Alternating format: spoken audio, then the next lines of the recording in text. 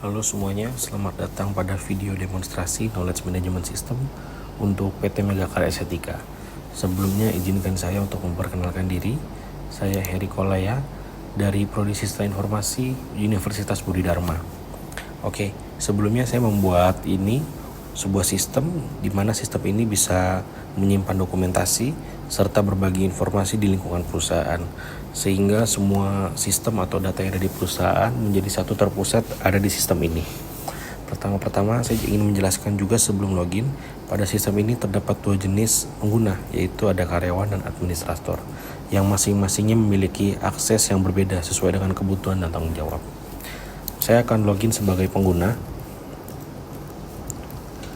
Dan untuk pengguna yang belum memiliki akun, pengguna tidak bisa melakukan registrasi, tapi pengguna bisa meminta akun kepada yang memiliki hak sebagai administrator di website ini. Oke, yang pertama di sini ada dashboard yang menampilkan profil perusahaan, yang di sini ada visi, misi, nilai dasar, dan gambaran umum perusahaan yang bisa bertujuan untuk memberikan pemahaman kepada seluruh karyawan untuk mengenai identitas dan arah perusahaan. Dan di sini juga ada beberapa total berita, SOP, arsip, juga topik diskusi, dan juga beberapa proyek terbaru di dashboard. Kita akan langsung masuk ke menu berita. Di menu berita ini terdapat informasi terbaru yang dipublikasikan oleh perusahaan, seperti kegiatan, seperti informasi internal, dan pengumuman penting yang perlu diketahui oleh seluruh karyawan. Di sini saya coba buka satu, ada pengumuman pelatihan menggunakan sistem KMS. Kita baca, di sini kita bisa melihat berita yang dibuat oleh perusahaan. Kita kembali, di sini ada menu SOP. Di sini kita bisa melihat standar prosedur opsional pekerjaan. Ya, kita bisa melihat daftarnya, tapi di sini karena baru ada satu, kita coba buka ya. Di sini menampilkan ada dokumen SOP dan sedikit penjelasan abstrak mengenai dokumen SOP.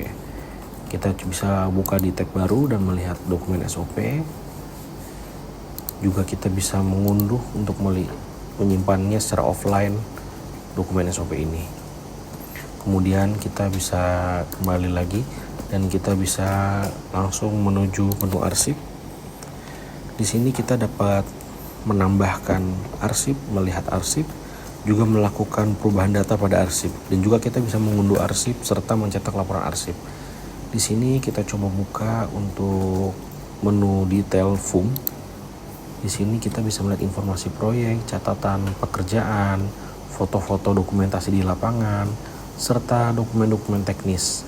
Sama seperti di dokumen SOP, modul SOP, kita bisa melihat file, juga kita bisa mendownload agar kita bisa melihatnya secara offline. Dan di sini kita bisa mencetak laporan, di mana kita bisa langsung memprint laporan ini, sehingga kita bisa melampirkan arsip yang ada sesuai dengan arsip yang ada. Kemudian kita kembali di sini juga. Di sini ada edit proyek, di mana edit proyek mungkin kita bisa merubah dokumen arsip di proyek ini ketika ada perubahan-perubahan terbaru, atau ada penambahan foto-foto terbaru atau dokumen terbaru pada saat pengerjaan. Oke, kita juga bisa menambah proyek baru seperti ini, masukkan nama, klien, dan lain-lain. Setelah itu simpan, maka setelah kita pencet simpan, maka dokumen akan tertampilkan di sini. Dan terakhir ada forum diskusi. Di sini forum diskusi kita bisa menggunakan media sebagai berbagi pengetahuan di menu ini. Seperti di sini ada topik umum ya, rencana bukber tim CPM Interior.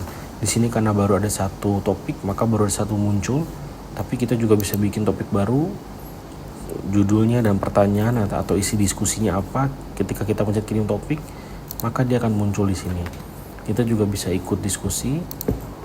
Nah, ketika kita buka, ini bisa dilihat ya, rencana bukber, topik apa diskusinya ini. Terus kemarin saya juga coba tes untuk bertanya, komentar, kita bisa balas juga. Misalkan kita balas sendiri ya, Saya yang bertanya, kita yang balas. Misalkan, boleh kita makan, yuk.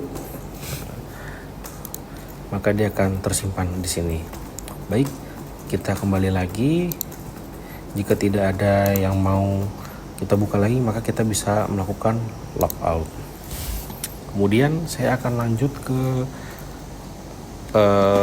sebagai aktor yang kedua, atau bisa saya bilang sebagai pengguna dengan hak akses privilege yang lebih daripada yang tadi sebagai administrator. Maka saya akan coba ambil contoh di sini, akunnya namanya admin.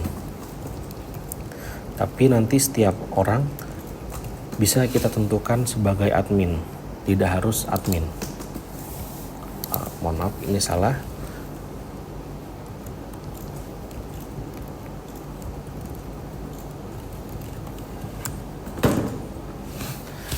Oke, di sini administrator utama, kita bisa melihat profil perusahaan, tetapi selain melihat kita bisa mengedit profil perusahaan seperti ini. Maka ketika kita pencet simpan, maka nanti di bagian footer akan berubah alamatnya, email, nomor telepon, juga kita bisa merubah visi, misi, dan nilai dasar yang ada di sini, dan juga gambaran umum. Dan yang di sini juga kita ada total karyawannya, kita bisa mengelola data karyawan, dan kita juga bisa, yang pasti kita bisa menulis berita, kita bisa mengedit dan menghapus. Untuk menambahkan berita kita bisa seperti ini, kita tulis dan publikasikan. Setelah kita publikasikan akan muncul di sini. Yang kedua, di sini ada dokumen SOP.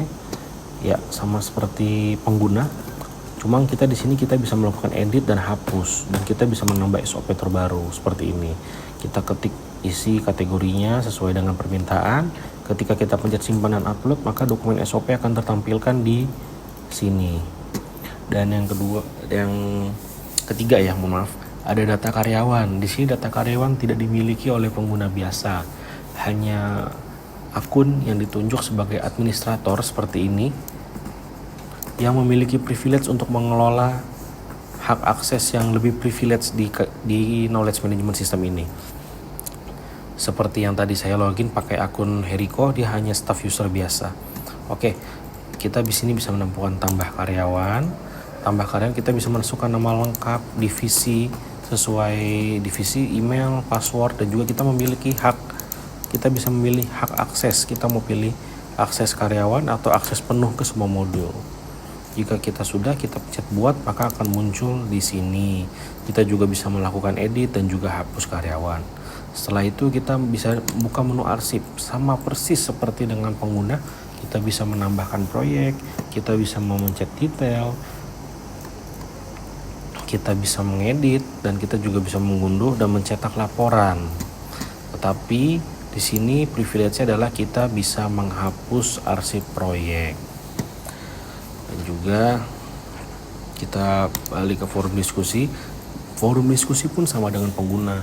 Cuma kita ada privilege di mana diskusi ini kita bisa menghapus jika memang diskusi sudah tidak relevan atau sudah tidak kondusif untuk dilanjutkan. Maka saya bisa melakukan privilege untuk menghapus diskusi seperti ini. Oke, seperti itu saja penjelasan saya dari saya untuk knowledge management system ini yang sudah saya buat.